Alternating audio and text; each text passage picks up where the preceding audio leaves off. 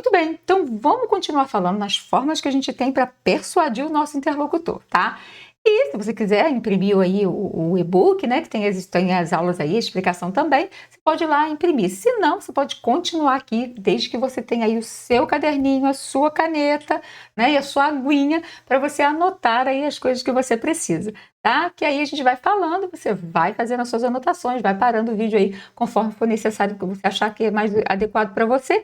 Depois você vai lá, pega o e-book e reforça um pouquinho a aula, tá? Muito bem, vamos lá então.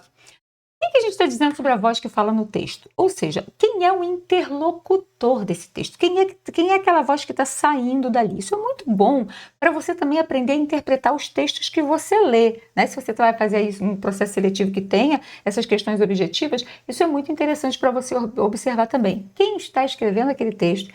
E se essa pessoa que está escrevendo, ela se coloca em algum momento ali, né? E quais as pistas que a gente tem para entender se ela está se colocando ou não. Então vamos lá. Primeiro, é quando eu tenho ali claramente esse eu, ou seja, a pessoa que está falando ali. Então eu tenho lá, eu sei que o país precisa de melhorias. Ok?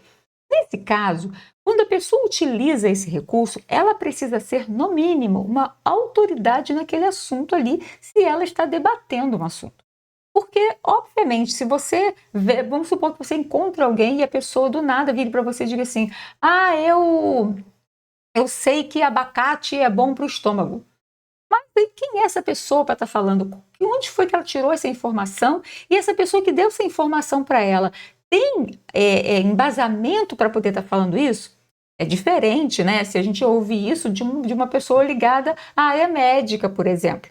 A gente acredita que aquela pessoa ali tem um conhecimento científico daquilo. Então, quando a gente tem um eu no texto, a primeira coisa que a gente faz é ir lá, né, olhar quem é que está assinando aquele texto ali, para a gente saber quem é esse eu e qual a credibilidade que ele tem para estar falando sobre aquele assunto ali. No seu caso, você só vai fazer isso se você supuser que no momento que você se coloca, aquilo tem peso argumentativo no texto. Uma outra possibilidade é a gente usar o nós. Então, quando a gente usa o nós, quem é esse nós? É quem está falando e quem está lendo aquele texto ali. Essa já é uma forma mais persuasiva do que a primeira. Por quê? Porque quando eu coloco o meu interlocutor no texto também, quando eu coloco a pessoa que está lendo, é como se eu dissesse para ela assim: ó, eu sei isso.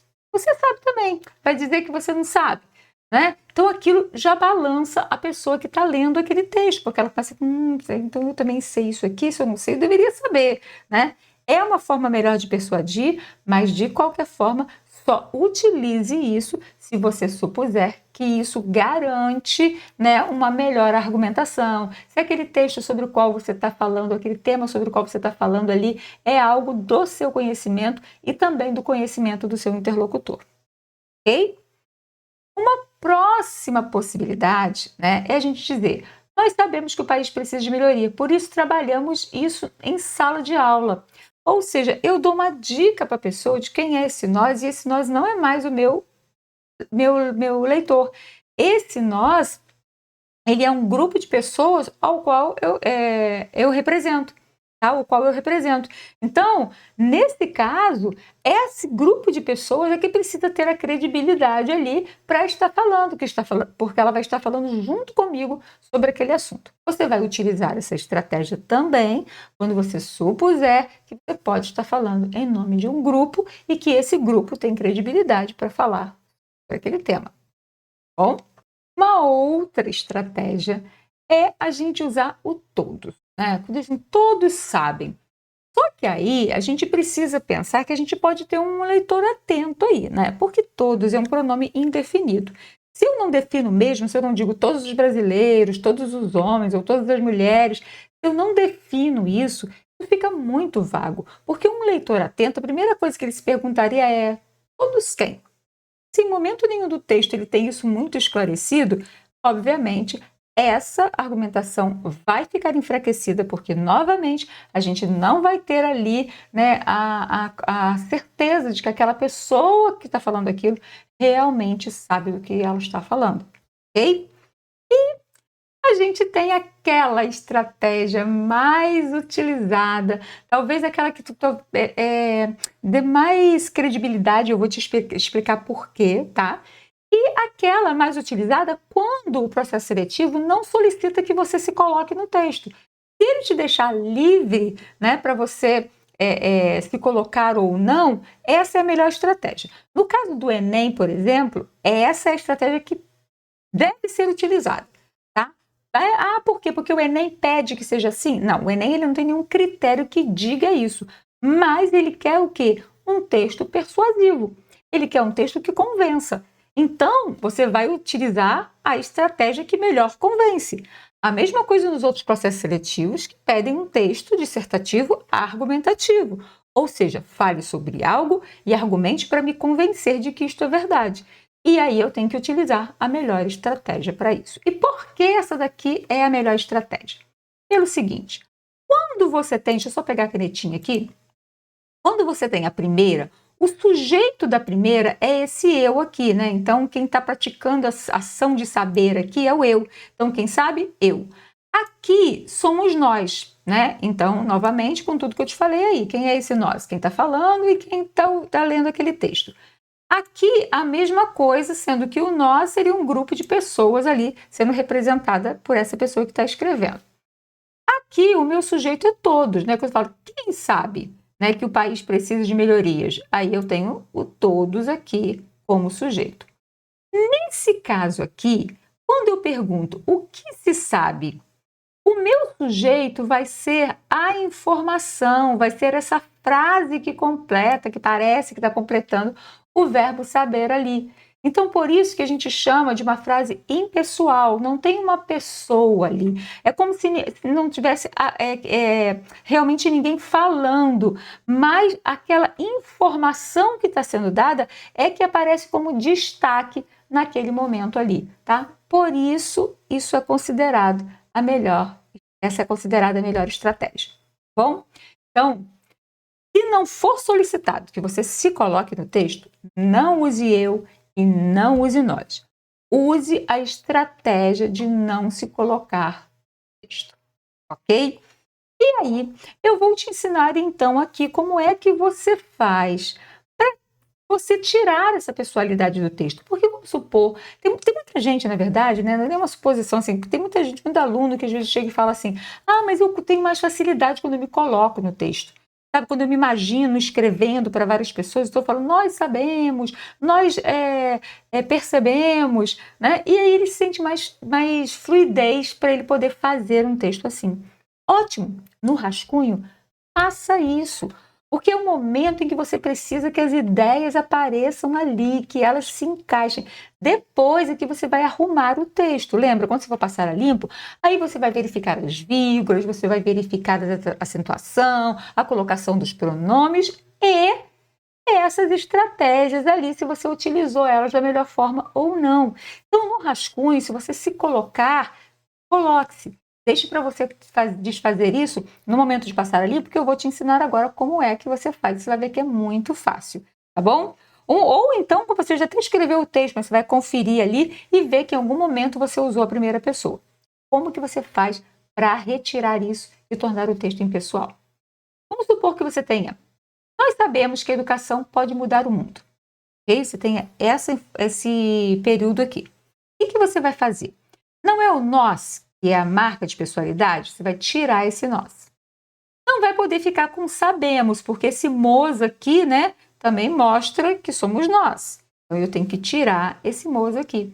Então, você vai tirar esse nós, vai tirar o mos, você vai pegar o verbo que está ali naquela frase e você vai colocar um se nele. Por exemplo, sabe-se, viu? Então, por exemplo, percebemos, percebe-se. Encontramos, encontra-se, viu? Você pega o verbo, tira o mos e coloca o se nele. E aí você vai tornar essa oração aqui o sujeito, porque você tirou o sujeito daqui, então a oração vai passar a ser o sujeito, ou seja, a informação que está ali vai ser destacada. Uma outra possibilidade que você tem é fazer a asseveração que a gente ensinou lá na aula de modalização, tá? É você botar um verbo ali assertivo e da mesma forma, se você faz isso, ó, é inegável, urge, convém, é preciso, é necessário, o seu sujeito também vai continuar sendo a oração que está aqui. Quando você pergunta, né, o que é inegável?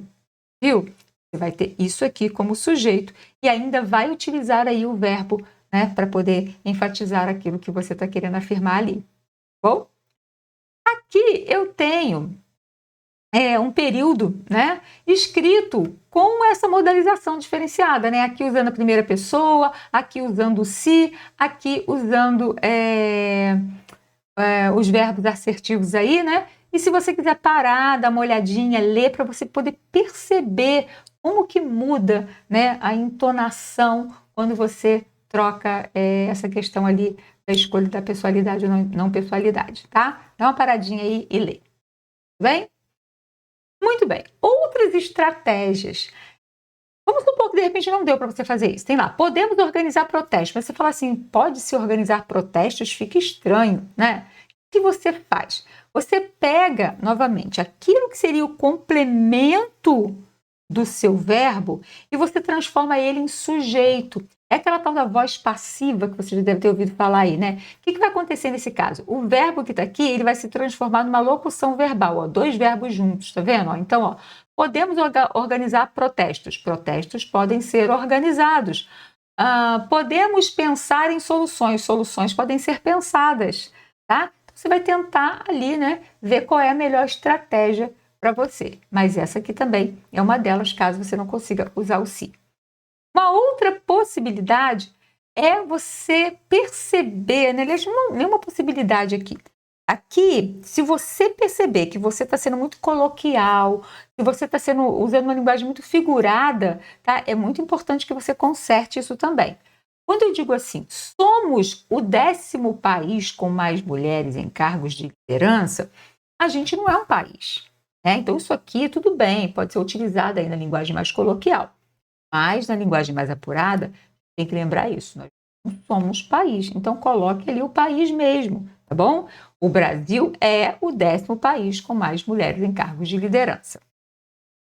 E a outra questão também é quando a gente tem outros pronomes que marcam o uso da primeira pessoa, do singular ou do plural, né? O meu, o nosso, o nossa, nesse caso, os pronomes possessivos aqui. Se eles aparecerem, a gente também precisa retirá-los do texto. E aí é só você retirar mesmo, pode colocar um A ali no lugar, por exemplo, nossa felicidade, a felicidade, tá? Ele chegou, então, é preciso chegar no patamar de igualdade. Então, é preciso chegar em patamar de igualdade, por exemplo. Bom, você precisa tirar esse nosso dali. Exemplo, a cultura brasileira precisa ser valorizada, tá vendo? Então, se é a nossa cultura, é a cultura de quem? E aí eu posso pensar nessa ideia e também colocar ali a cultura brasileira. Viu?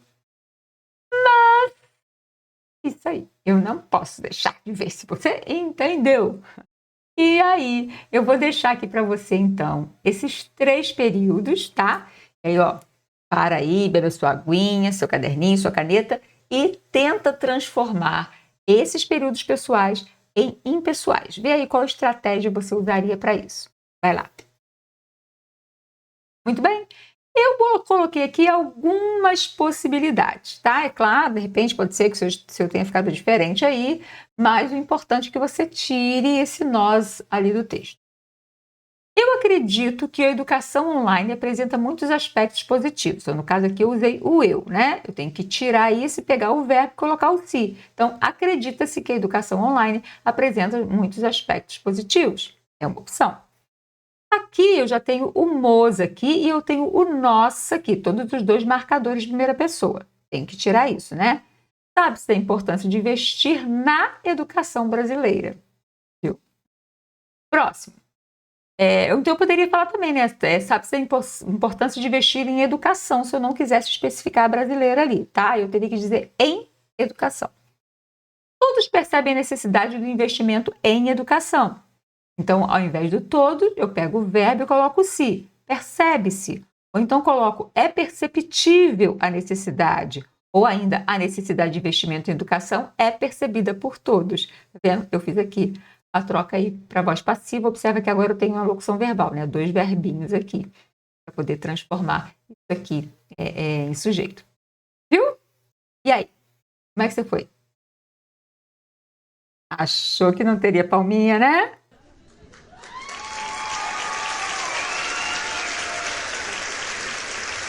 É. Não posso deixar, né? Eu te confesso aí que eu pensei assim, vou colocar palminha nessa aqui não, que é muito palminha toda hora e tal. Mas aí, gente, na hora que eu olhei para o slide, eu falei, gente, mas não tem a menor graça sem a palminha.